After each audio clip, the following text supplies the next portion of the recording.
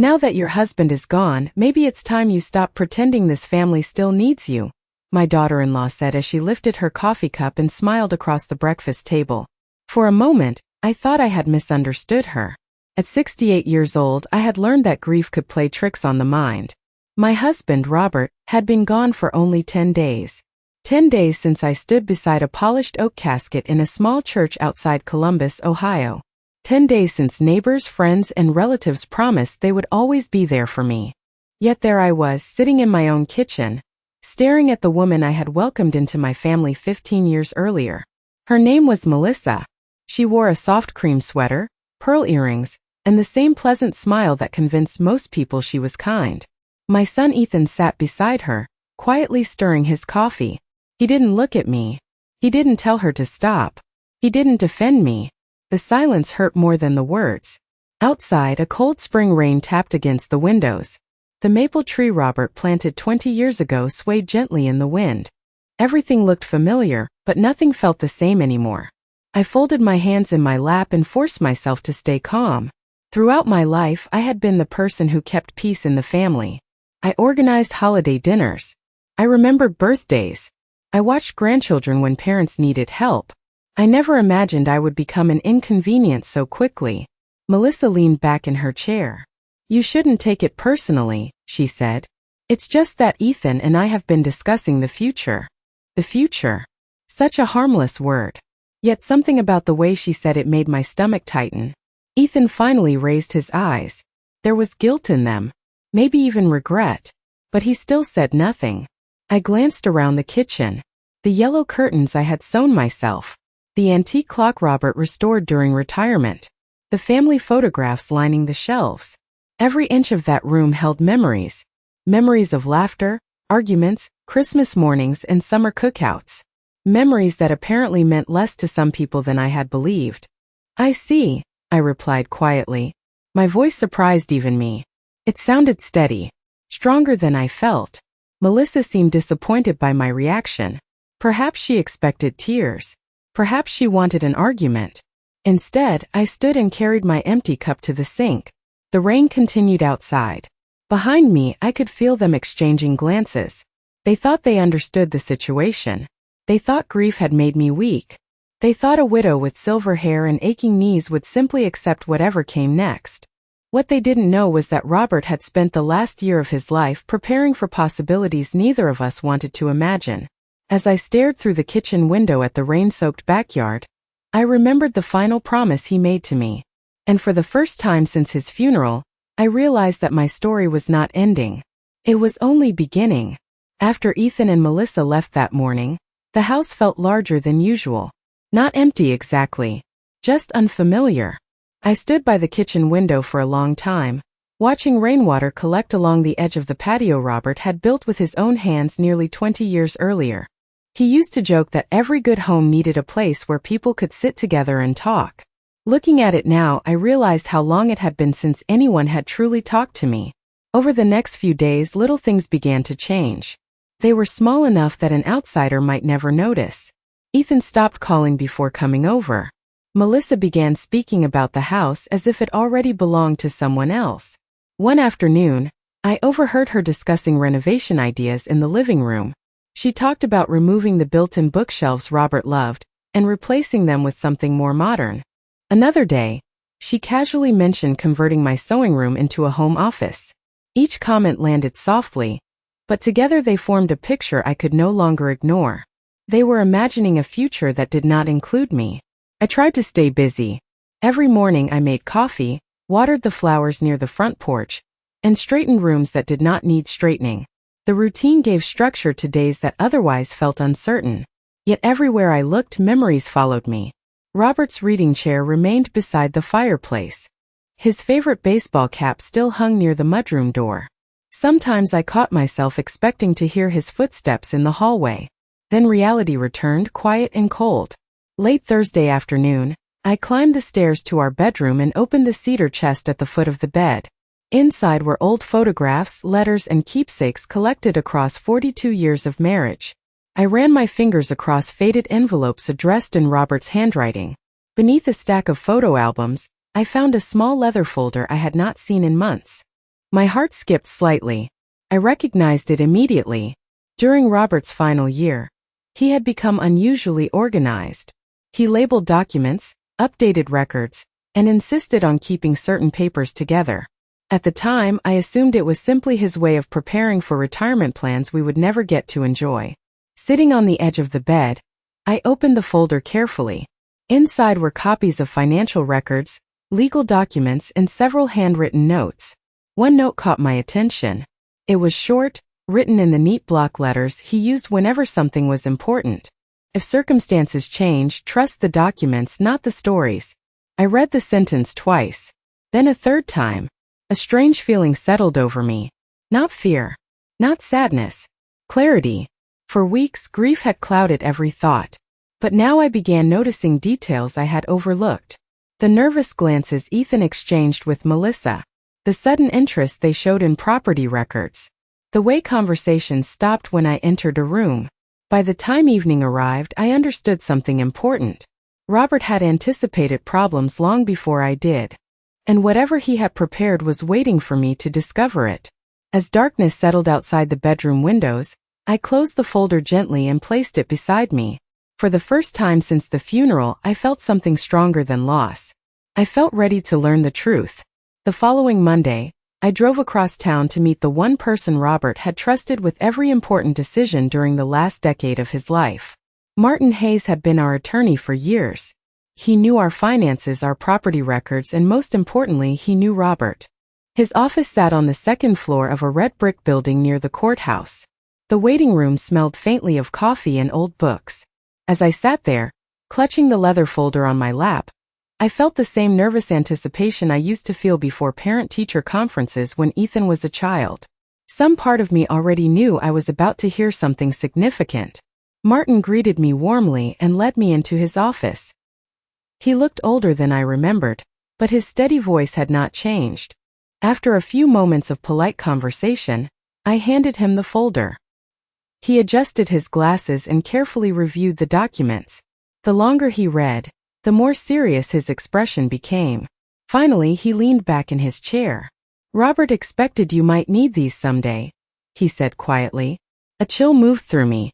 "Expected what?" I asked. Martin folded his hands on the desk. "He became concerned during the last year. Not about you. About outside influences surrounding the family." He chose his words carefully. I immediately thought of Melissa. Martin explained that Robert had noticed subtle changes. Requests for financial information that seemed unnecessary. Questions about ownership records. Conversations that always seemed to circle back to the house. At first he dismissed them. Then he started paying closer attention. Robert was a practical man, Martin said. He believed in preparing for possibilities, even unpleasant ones. He opened a file cabinet and removed another folder. My name was written across the front. Inside were copies of legal documents I had never seen before. As Martin walked me through them, pieces of a puzzle began falling into place. The house was protected through arrangements Robert had established months before his passing. Certain assets could not be transferred, sold, or altered without my direct approval. More importantly, every decision had been documented with remarkable detail. Robert had left nothing to chance. I felt tears gathering in my eyes, but they were different from the tears I had cried at the funeral. These came from realizing that even in his final months, he had been looking out for me. Martin handed me a sealed envelope. "He asked me to give you this only if you ever began questioning people's intentions." My hands trembled slightly as I opened it. Inside was a short handwritten letter. The first sentence stopped me cold. "If you are reading this, then someone has shown you who they really are." I stared at the page for a long moment. Robert's familiar handwriting seemed almost alive. For weeks I had felt alone. Yet sitting in that office, I realized he had left me more than memories. He had left me a roadmap. And as I drove home beneath a gray Ohio sky, I could not stop thinking about one question. If Robert had gone to such lengths to protect me, what exactly had he seen that I had missed? That evening, I sat alone in the living room with Robert's letter resting on the coffee table beside me. The house was quiet except for the soft ticking of the antique clock near the fireplace. For years, I had believed that families drifted apart naturally. Children grew up. Priorities changed. Life became busy. Those explanations had comforted me whenever Ethan missed a holiday dinner or forgot to return a phone call. Now, for the first time, I began looking at the past through a different lens. Memory after memory surfaced with surprising clarity. I remembered a Thanksgiving 3 years earlier when Melissa insisted on hosting dinner at her house. She had smiled warmly while explaining that it would be easier for everyone. Yet somehow my favorite recipes were never included. My seat was placed at the far end of the table. Conversations continued without me. At the time, I told myself I was being sensitive. Then there was the Christmas when Ethan canceled our traditional family breakfast at the last minute. Melissa had blamed scheduling conflicts. Weeks later, I saw photographs online showing a gathering attended by neighbors, friends, and relatives. Everyone had been there except me. Again, I convinced myself it was an unfortunate misunderstanding. As the evening grew darker outside, more moments returned. Small moments, easy to dismiss on their own. Melissa asking unusual questions about property taxes. Melissa wanting to know whether Robert had updated his will. Melissa suggesting that maintaining a large home might become difficult for someone my age. Each comment had arrived wrapped in concern. Each one sounded reasonable. Looking back, they formed a pattern I could no longer ignore. What troubled me most was Ethan's role in all of it. He had not become cruel. In many ways, that would have been easier to understand. Instead, he had become distant, passive, as though he were allowing life to happen around him without questioning where it was leading. I walked into the hallway and stopped in front of a framed photograph taken 20 years earlier. Ethan was 16.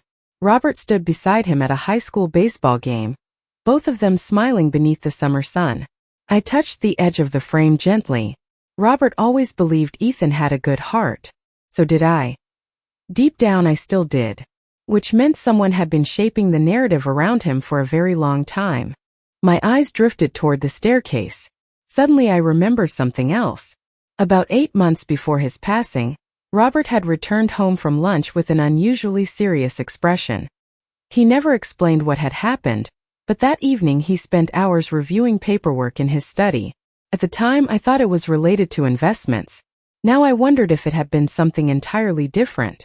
The next morning, I made coffee before sunrise and carried Robert's letter back to the kitchen table. Beneath the final paragraph, there was a sentence I had overlooked the first time. Trust actions. They always reveal the truth eventually. I read those words several times. Then I reached for my phone. If I wanted answers, I needed to stop relying on assumptions and start paying attention to what people actually did. And as fate would have it, an opportunity arrived sooner than I expected. 2 days later, I received a phone call that changed everything. The name on the screen belonged to Carol Simmons, a woman I had known for nearly 20 years. Carol and Robert had served together on the board of a local community foundation. We were never especially close, but we respected each other. Her voice sounded hesitant. "Margaret, I hope I am not calling at a bad time," she said. I assured her she was not.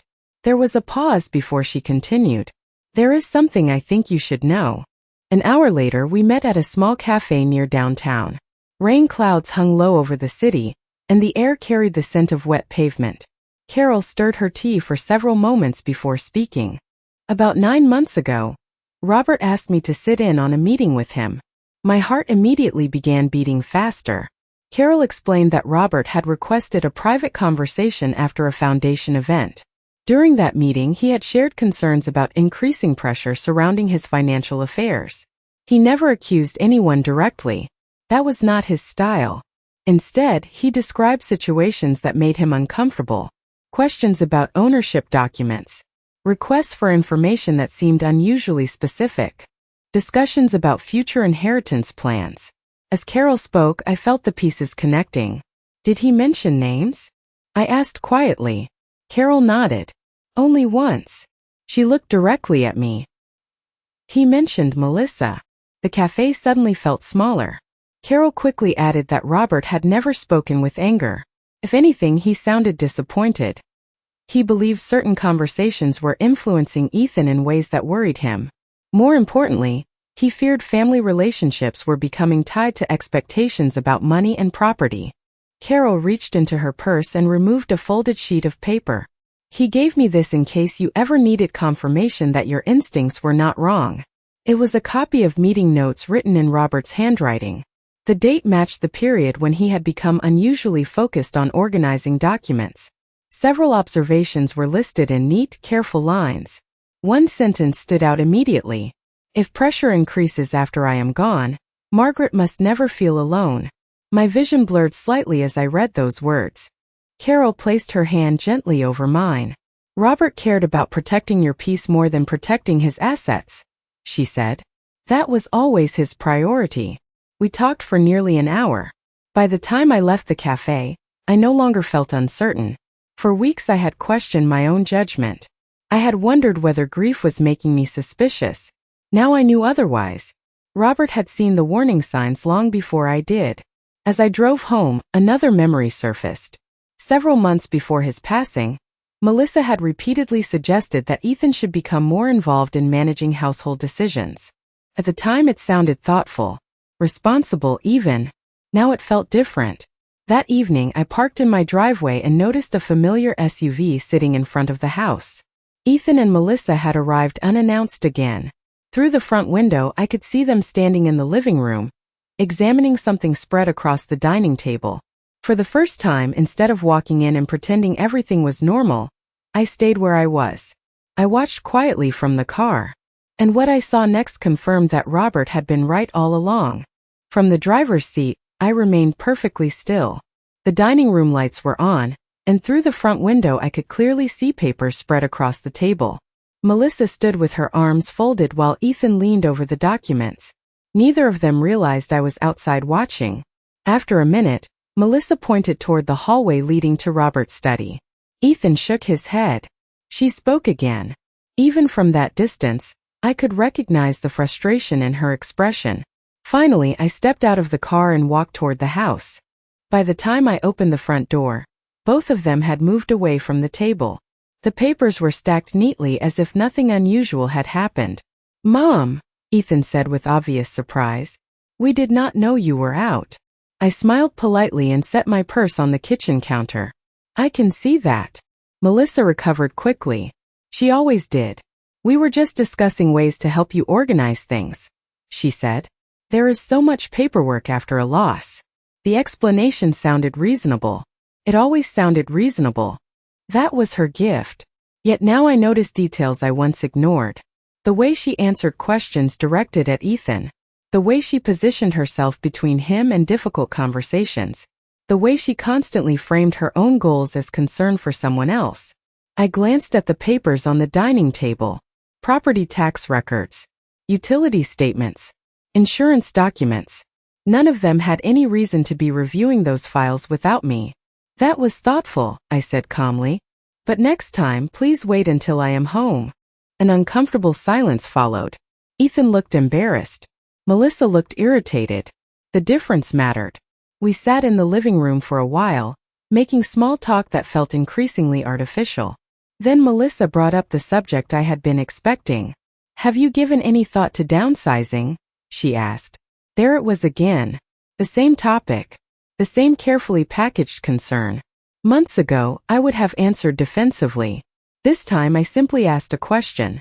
"Why are you so interested in where I live?" Her smile flickered for a fraction of a second. "I am only thinking about your future." "My future or yours?" I asked gently. Ethan shifted uncomfortably in his chair. Melissa laughed lightly, but there was no warmth behind it. Soon afterward they left. As their vehicle disappeared down the street, I returned to the dining room table. During our conversation, one piece of paper had been left behind. It was folded in half and partially hidden beneath a magazine. Picked it up. At first glance, it appeared to be a printout from a real estate website. My house was pictured at the top. Below the photograph were estimated market values, neighborhood comparisons, and projected sale ranges. I stared at the page for several seconds. Then I noticed handwritten notes in the margin. Not Ethan's handwriting. Melissa's. Next to one figure she had written 4 simple words. "More than we expected." I set the paper down carefully. For weeks I had searched for certainty. Now certainty sat in my hands. The question was no longer whether they had plans for my home. The question was how far those plans had already gone. The next morning, I made several copies of the page Melissa had accidentally left behind and placed the original inside the leather folder with Robert's documents. Then I did something I had not done in years. I stopped reacting and started planning. For too long, I had allowed events to happen around me while assuming everyone shared the same good intentions. Robert had always balanced that part of me. He trusted people, but he verified facts. Sitting at the kitchen table with a cup of coffee growing cold beside me, I finally understood why he had spent so much energy preparing for situations he hoped would never come. 3 days later, Ethan called and invited me to dinner. His voice sounded unusually cheerful. Melissa had apparently found a new restaurant she wanted everyone to try. I accepted immediately. If they were preparing something, I wanted to see it unfold with my own eyes. The restaurant overlooked a small lake on the edge of town. Families filled the dining room. Soft music played in the background. Everything appeared normal. Yet from the moment I arrived, I noticed an unusual tension between Ethan and Melissa. They exchanged glances whenever certain topics came up. They seemed to be waiting for the right moment to introduce something. Eventually, Melissa placed her napkin on the table and smiled. "We have been talking about ways to make life easier for everyone," she said. There it was. The opening move. I nodded politely and waited.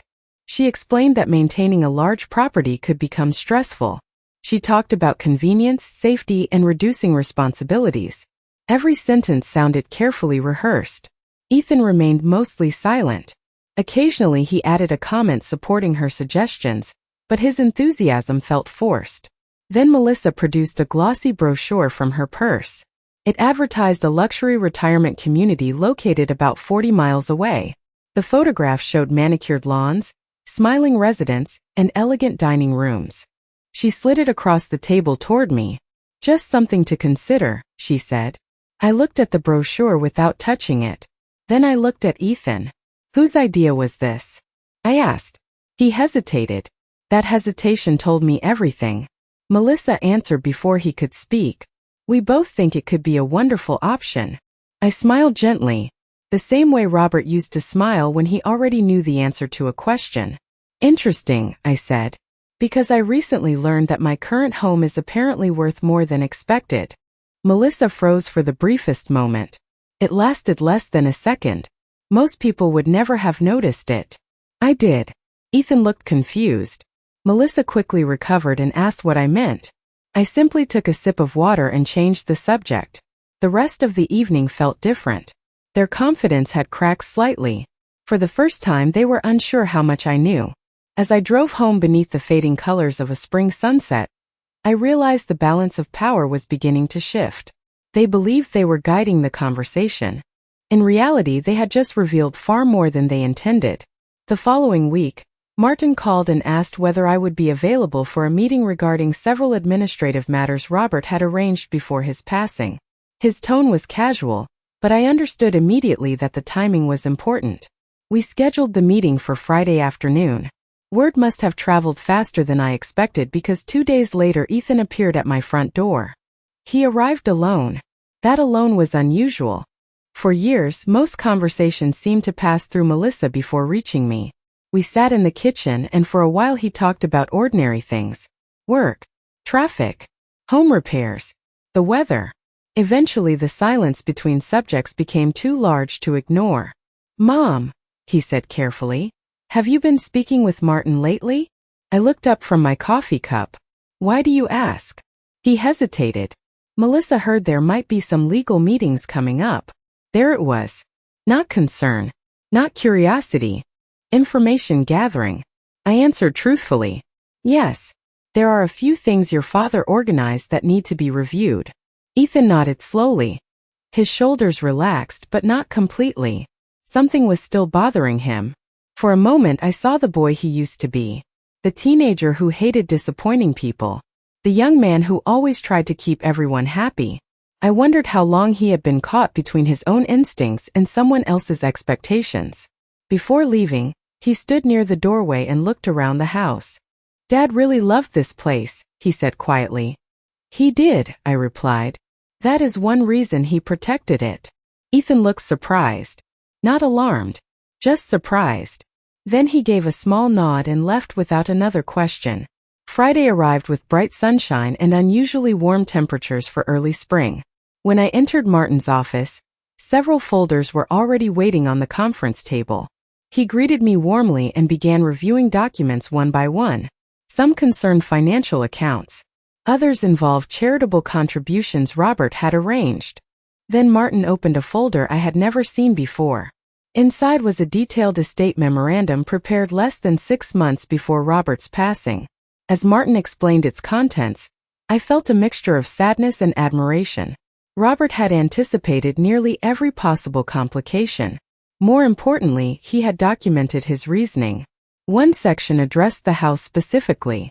Another discussed preserving family relationships from financial pressure. Then Martin handed me a final document. It contained a series of written observations Robert had recorded over time. Dates, conversations, incidents that concerned him. Nothing dramatic, nothing emotional, just facts. Yet one entry immediately captured my attention. According to Robert's notes, Melissa had contacted a real estate consultant nearly 4 months before his passing to discuss property values in our neighborhood. For months before. I stared at the date. At that time, Robert was still alive, still living in the house, still fighting through difficult medical appointments. Martin remained silent while I absorbed the information. Outside the office window, sunlight reflected from nearby buildings. Inside, everything suddenly felt clear. This was never about helping me adjust to life after loss. Plans had been forming long before that. And for the first time, I realized that the meeting I thought would provide answers had actually given me something far more valuable. It had given me proof. I spent the weekend thinking about what to do with the information Robert had left behind. Years earlier, I might have rushed into a confrontation. I might have demanded explanations and forced uncomfortable conversations. But grief had changed me. More importantly, wisdom had changed me. Some truths revealed themselves more clearly when given room to breathe. On Monday morning, I invited Ethan and Melissa to dinner. The message was simple. No accusations. No hints. Just an invitation to share a meal. Melissa accepted almost immediately. Ethan replied an hour later. That evening, I prepared several of the dishes Robert always loved. The familiar routines calmed me. By the time they arrived, the dining room looked warm and welcoming. Family photographs lined the walls. Soft light filled the room. To anyone passing by, it would have appeared to be an ordinary family dinner. For the first half hour, conversation remained pleasant. Melissa talked about a home improvement project. Ethan discussed work. I listened quietly. Then I reached for a folder resting beside my chair. The room became noticeably still. There is something I would like to share, I said. Ethan looked confused. Melissa smiled politely, though I noticed tension forming around her eyes. I removed several documents and placed them on the table. Property records. Estate documents. Copies of Robert's written instructions. Neither of them spoke. Your father spent a great deal of time preparing for the future, I said to Ethan. He wanted to make certain that his wishes would be respected. Ethan lowered his eyes toward the papers. Melissa remained perfectly still. I continued calmly. There was no anger in my voice. No satisfaction. Only certainty. I explained that Robert had created protections around the house and several other family assets. I explained that he had documented his concerns carefully and legally. Most importantly, I explained that no decisions regarding the property could be made without my direct approval. The silence that followed felt enormous. Finally, Ethan looked up. Dad did all of this? He asked softly. Yes, I answered. Because he loved this family. For the first time all evening, Melissa seemed unable to find the right words. The confidence she usually carried had disappeared. Not because anyone had embarrassed her. Not because anyone had attacked her. Simply because the facts no longer supported the story she expected. Ethan slowly turned pages inside the folder. As he read, his expression changed. Confusion gave way to realization. Realization gave way to disappointment. Not directed at me. Directed at everything he had failed to question. Eventually, he set the papers down and leaned back in his chair. The room remained quiet. Outside, evening shadows stretched across the backyard Robert once tended so carefully. I looked at my son and saw something I had not seen in a very long time. He was thinking for himself. Whether that would repair the damage already done, I did not know. Some wounds take time. Some relationships require difficult truths before they can heal. But as I sat there surrounded by memories, protected by the foresight of a husband who loved me deeply, I realized something important. They had expected grief to leave me vulnerable. Instead, it had led me to the truth. And the truth, once revealed, no longer needed anyone's permission to stand on its own.